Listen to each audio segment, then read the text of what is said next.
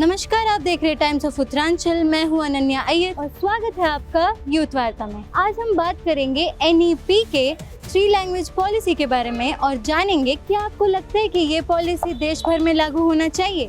तो आइए जानते हैं युवाओं के इस पर क्या विचार है।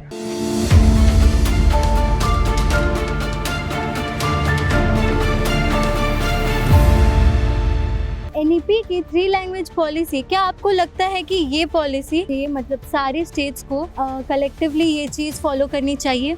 ऑब्वियसली करनी चाहिए, क्योंकि हिंदी तो हमारी नेशनल लैंग्वेज है नहीं, बट स्टिल बहुत सारे स्टेट्स में हिंदी बोली जाती है। ठीक है, मदर टंग हम लोग आजकल अपनी मदर टंग भूल जाते हैं, मदर टंग हम यूज़ ही नहीं करते, हमें शर्म आती है अपनी मदर टंग यूज़ करने में कभी कभी। और इंग्लिश तो एक लैंग्वेज ऐसी है कि जो हमें हर जगह मतलब काम आती है, चाहे आप फॉरेन जाओ, चाहे आप मतलब ग्लोबली कहीं भी जाओ, तो इंग्लिश आपको काम आती ही आती है। तो जैसे कि आपने पहले देखा होगा कि तमिलनाडु के सीएम स्टालिन ने एक बयान दिया कि हिंदी को इम्पोज किया जा रहा है। तो भारत जैसे देश में जहाँ 22 लैंग्वेजेस ऑलरेडी एग्जिस्ट करती हैं और उससे भी ज़्यादा लैंग्वेज एग्जिस्ट करती हैं, तो आपको लगता है कि भारत जैसे देश में ऐसे बयान देना सही है? कि कभी मतलब मैंने ऐसे कभी सुना नहीं है कि तमिल पे इम्पोज की जाती है, क्योंकि वो अपनी ही लैंग्वेज यूज़ करते हैं, चाहे वो किसी भी स्टेट में जाए, या तो वो इंग्लिश यूज़ करते हैं या तो वो तमिल यूज़ करते हैं। उनके आई थिंक कोर्स में भी हिंदी नहीं है।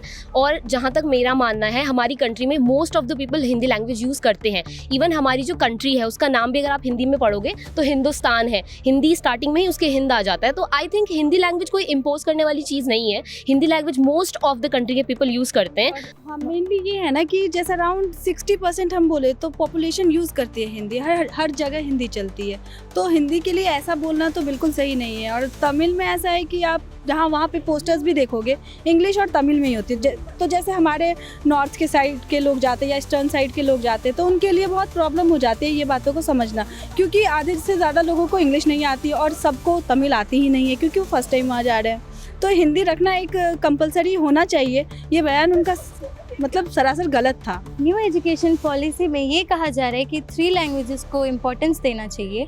तो आपका क्या मानना है कि इस चीज़ में नेशन वाइड में ये लागू होना चाहिए? इन माई ओपिनियन ये बहुत अच्छी चीज़ है कि हम लोग अपनी नेशन को, जो कि बहुत ज़्यादा डाइवर्स और मल्टी लैंग्वेज है, हम लोग अगर अपने हर 50 किलोमीटर्स के बाद जाएँ तो हम लोग एक डिफरेंट लैंग्वेज और डिफरेंट एक्सेंट से मीट करते हैं। लेकिन अगर हम सबको अपनी इंटीग्रिटी और अपनी सोवरेनिटी को देखना है और एक्सटर्नल एग्रेशन से बचना है, तो हम लोग को ये जानना बहुत ज़रूरी है कि हम लोग अपने लोगों को डाइवर्सिटी और इंटीग्रिटी समझें। और वो सबसे बेस्ट ओपिनियन रहेगा कि हम लोग अपनी लैंग्वेजेस सीखें बेस्ट, जैसे कि सदर्न इंडियन सीखें हिंदी के अंदर क्या क्या हो सकता है, क्योंकि हिंदी भी बहुत ब्यूटीफुल लैंग्वेज है। एनईपी का जो 3 लैंग्वेज पॉलिसी है, आपको लगता है कि वो लागू होना चाहिए या नहीं?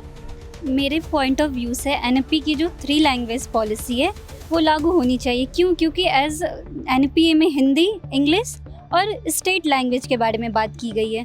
तो जैसे हमने इंग्लिश आउटसाइडर लैंग्वेज है, इंटरनेशनल लैंग्वेज है, उससे इंक्लूड किया गया है, तो वाई नॉट हिंदी? तो ऑफकोर्स होना चाहिए, क्योंकि हर देश, हर स्टेट का एक अलग अलग एक साइन होता है, हर किसी का लैंग्वेज होता है पर्टिकुलर। इंग्लिश हिंदी तो बहुत कंपलसरी, बहुत ज़्यादा कॉमन हो गया कि हर कोई यूज़ कर रहे हैं, हर यूनिवर्सिटी में हो रहा है, हर कॉलेज में हो रहा है, स्कूल में हो रहा है। बट संस्कृत को भी एक थोड़ा अपग्रेड करना चाहिए, लाइक सीरियसली लेना चाहिए, and specially the local languages of different states, क्योंकि इंडिया है भाई, सब मिलजुल के रह रहे हैं, तो सबको आना चाहिए कि क्या स्पेशलिटी है किसी लैंग्वेज की, किसी कल्चर की। एंड आज के लिए बस इतना ही। बने रहिए टाइम्स ऑफ उत्तरांचल में।